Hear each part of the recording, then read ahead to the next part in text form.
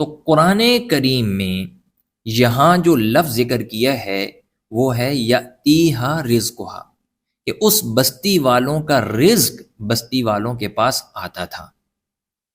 کتنا خوبصورت جملہ ہے اور کتنی خوبصورت تعبیر ہے کہ رزق کے آنے کے بارے میں ہمیں بتایا گیا کہ رزق آتا ہے۔ اتیان کا معنی ہوتا ہے کسی چیز کا چل کر آپ کے پاس آنا۔ اب آپ سوال کریں گے کہ رزق کیسے چل کر ہمارے پاس آتا ہے؟ ہم تو رزق کے پیچھے جاتے ہیں، آفس میں گئے، دکان کھولی، یونیورسٹی میں پڑھانے گئے، مدرسے میں پڑھانے گئے، تو ہم کام کرتے ہیں پھر ہمیں رزق ملتا ہے، رزق ہمارے پاس چل کر تو نہیں آتا۔ تو بات یہ ہے کہ رزق کا چل کر آنا، اس کے دو مطلب ہیں۔ ایک مطلب تو یہ ہے کہ کبھی کبھار واقعی حقیقت میں رزق انسان کے پاس چل کر آ جاتا ہے۔ اس کی مثال یہ ہے کہ ایک مرتبہ میں عمرے پہ گیا ہوا تھا، مدینہ منورہ سے کھجوریں میں نے لی، اور جب پاکستان آیا اپنے گھر تو ایک دن مجھے سفر کرنا پڑا کسی دیہات کا، تو میں نے وہاں دیہات کا سفر کیا اور ساتھ کھجوریں بھی رکھ لیں کہ چلو راستے میں کھاؤں گا اور وہاں بھی ہو سکتا ہے ضرورت پڑ جائے۔ اب جب میں دیہات میں پہنچا تو میں نے ایک غریب آدمی دیکھا، اس کے غریب بچے دیکھے، تو میرے دل میں ترس پیدا ہوا، میں نے وہ کھجوریں اس بندے کو دے دی۔ میں نے کہا یار یہ آپ لے لو، کھا لو اور بچوں کو بھی دے دو۔ اور جب واپس آ رہے تھے اس دیہات سے گھر کے لیے تو میں سوچنے لگا کہ دیکھیں میں نے کہاں سے یہ کھجوریں لی ہیں، مدینہ منورہ سے، اور دی میں نے کہاں پر ہیں؟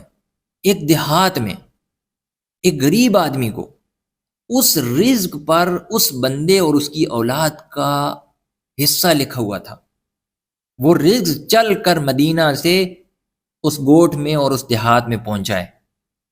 یأتیہا رزقہا، انسان کا رزق اس کے پاس چل کر آتا ہے۔ اور یہ بھی رزق کر چل کر آنا ہی ہے، یعنی رزق کے چل کر آنے کی دوسری صورت یہ ہے کہ اللہ تعالیٰ ہمیں ہر روز رزق دے رہا ہے۔ اگر میں آفس میں جاؤں اور آفس کا مینیجر مجھے کہے کہ کل سے آپ نے نہیں آنا، تو میرا رزق بند ہو گیا۔ میں مدرسے گیا، میں یونیورسٹی گیا، میں نے دکان کھولی، دکان کو آگ لگ گئی، کیا کر سکتا ہوں؟ میں وہاں جاتا ہوں اور رزق وہاں پر آتا ہے۔ کئی مرتبہ ایسا ہوتا ہے کہ ہم اپنے فیلڈ تبدیل کر لیتے ہیں۔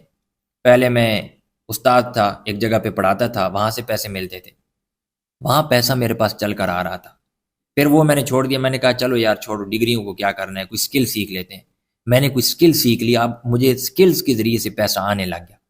تو رزق انسان کے پاس آتا ہے، وہ جہاں کہیں بھی ہوتا ہے۔ ایک بات تو یہ سمجھیں۔ دوسری بات یہ ہے کہ اللہ تعالیٰ نے ایک اسی جیسی آیت میں فرمایا کہ وہ فی السماء رزقکم، آسمان میں تمہارا رزق ہے۔ یعنی ہم میں سے ہر ایک بندہ تو زمین میں رزق تلاش کر رہا ہوتا ہے، اللہ تعالیٰ کیا فرما رہے ہیں؟ آسمان میں تمہارا رزق ہے۔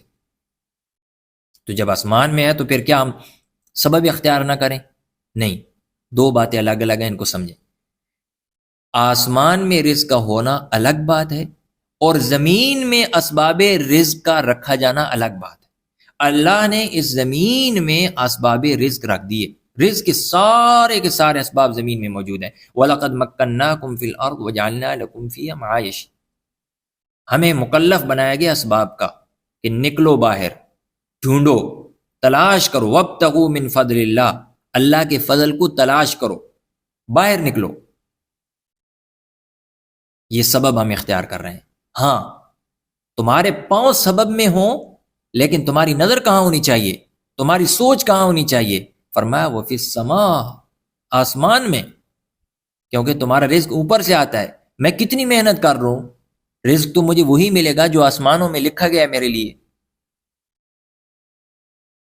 تو یہ جو اب آیت ہم پڑھتے ہیں تو یہ ہمارے زاویے نگاہ کو بدل دیتی ہے، اور ہمیں صرف اسباب کے اندر اٹکے رہنے سے کہ یہ کر لوں گا تو اتنا ملے گا، یہ کر لوں گا تو اتنا ملے گا، یہ کر لوں گا تو اتنا ملے گا، کتنی دفعہ ایسا ہوتا ہے کہ وہ نہیں مل پاتا۔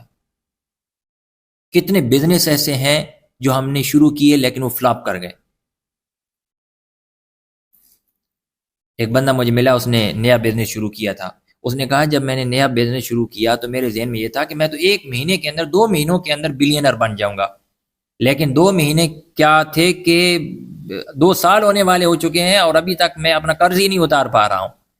تو یہ ہمارے ساتھ ہوتا ہے کہ ہم سبب کے اندر رزق کو تلاش کرتے رہتے ہیں، نہیں، سبب اختیار کرو، لیکن رزق کہاں تلاش کرنا ہے؟ اللہ سبحانہ و تعالیٰ کے پاس. وَفِي السَّمَاءِ رِزْقُكُمْ.